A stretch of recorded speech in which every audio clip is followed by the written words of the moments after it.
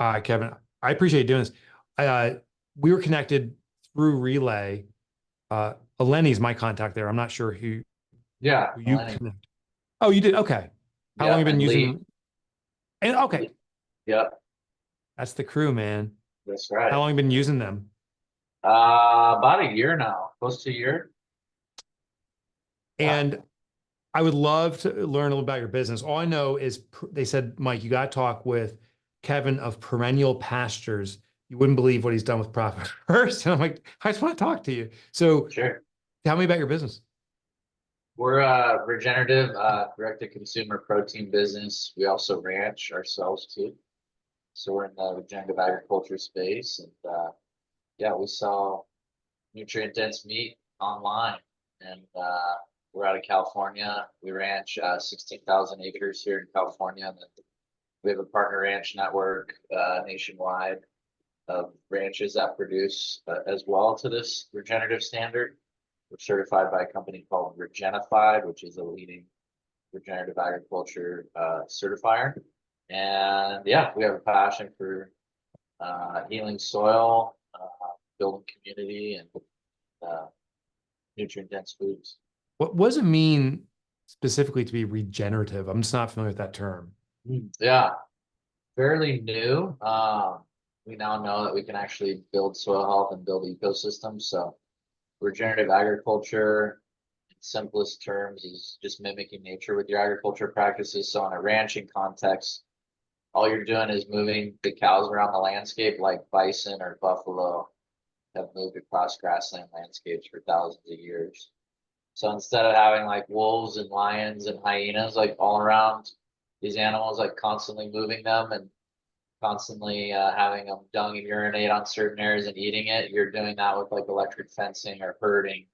And it's the grazing and the timing of the grazing and the recovery is what builds the soil. So it's not Oh, just that's so sustainable, interesting. right? Like we don't want to be So, in sustainable marriages, we want to be in regenerative marriages, right? Like to sustain an already degraded resource, we've degraded our soils massively. That's no fun. Like we want to regenerate degraded yeah. resources. So Oh, that's so smart. So it's about movement of the cows, cattle. Does that mean it means better soil? Does that mean that the grasses, the materials that they're eating is healthier, therefore they're healthier, or how's that translate? exactly, yeah, it all translates. So it starts with soil health, healthier soil, healthier plants, healthier plants, healthier animals, And healthier healthier foods. communities. Oh, that is, Yeah, dude, that's fascinating. How many yeah. cattle do you have? Just to give me context. We have about 600. Okay. Okay. So to me, that's pretty substantial. Maybe not the biggest provider, but that's pretty substantial. Yeah, that's just our ranch too. And again, we're a partner ranch network. So like within our network, there's probably 5 or 6 thousand head, which is decent, Okay. but we're still very small in terms of like the global or national meat marketplace. Most of the product in the world is still grain fed, grain finished, grass fed, and then they're grain finished. Interesting. Yeah. So I wanted to learn about your implementation of Profit First. How did that even come about and why did you use it? I think I read your book, and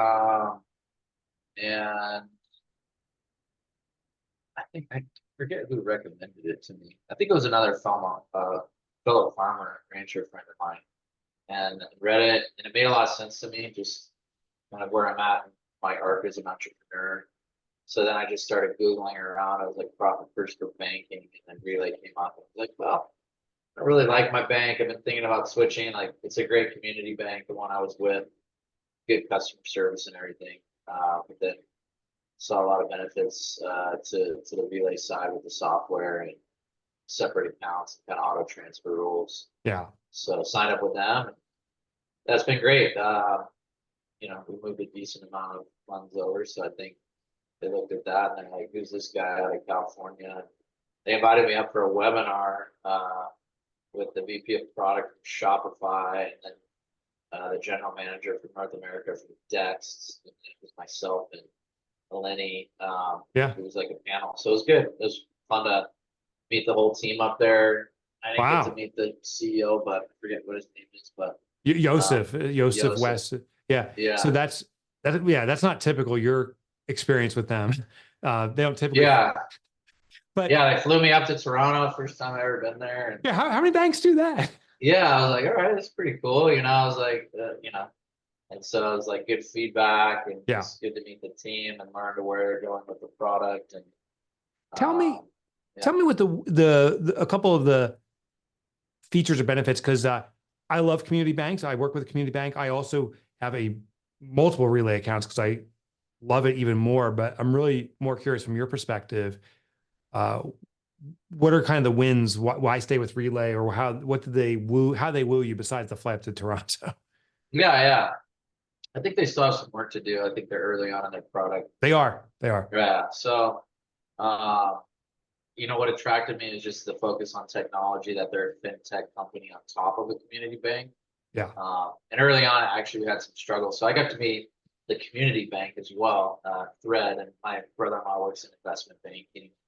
So I got to express some feedback on the product there early on, but we solved those, and then customer service has been great since, and they had me out. So I'm pretty invested in them now as like a client, right? It's like I told Lenny when I was out there, it's you can't just go meet Jamie Dimon or Chase. So anyway, so I would say the auto transfer rules Yeah. are big for me, just to make that easy. Um, I've actually kind of like to just simplify my profit first thing. So I'm not a big a ton of accounts guy Yeah. like maybe some folks are. Maybe Yeah. my brain just works differently, but I like to keep it simple. And again, the main thing for me is just the auto transfer, and then just working off your expenses. Yeah. So that's one. I don't know. I mean, very easily creating debit cards is nice for people too, and the ability to freeze and put spending limits and very easily kind of get folks onboarded. That's also very nice too. Yeah. And, I think those are the two big ones for me. The debit card allows you to contain expenses, so I can't frivolously spend because yeah, admit, and the auto transfer to me is like a 401k for my own business. It just packs the money away without even me thinking about it. yeah. Let What me I ask want them you. to do is if there's an ability to do an auto wire transfer to an outside bank that earns 5% interest. Yeah, I don't know. I don't know if that exists yet, but they're I definitely don't know. working. No, it doesn't, but that's what I'm saying. Like that, it would be perfect if they could just have a 5% high interest savings account so that you didn't have to Yeah. transfer it to. Oh yeah. I'll take either. Dude, you got to get back up to Toronto and crack some skulls I think so. Yeah, set up a meeting for and me to have them go. pay So for your flight. no, Um, I won't do it this time.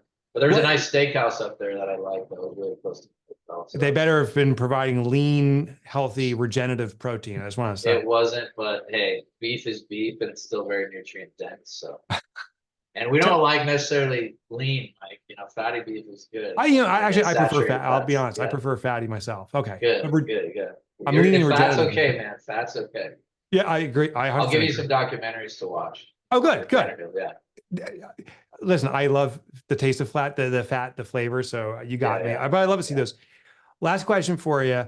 This is yeah. always my big one when it comes to profit first. Prior to profit first versus after profit first, are you more profitable? And how's that going? Yeah, I mean, definitely it's focusing on, letting us focus on the costs and putting that pressure kind of on the cost. When you take that profit out first, you really got to be like, okay, what, can my business survive on? So I definitely say we're thinking about it a lot more. We're a high growth company, so that's the balance for me, right? You Yeah. talk about that in the book. Yeah. How much do you, but if you're still doing the disciplines, you're still taking it out of the profit side to reinvest. So again, it's kind of the mental side of things. So Good. um Good. yeah, What I'm hearing is your profit has increased and has growth sustained, or you continue to grow the way you want to? we're continuing to grow. Yeah. Yeah. That's what I wanted to hear. Yeah. Good. Yeah. Hey, Kevin, I know this was impromptu. It's our second attempt to get online. I appreciate you doing this. Yeah. Thanks for these insights, man. Yeah, of course. All right. I stop our recording.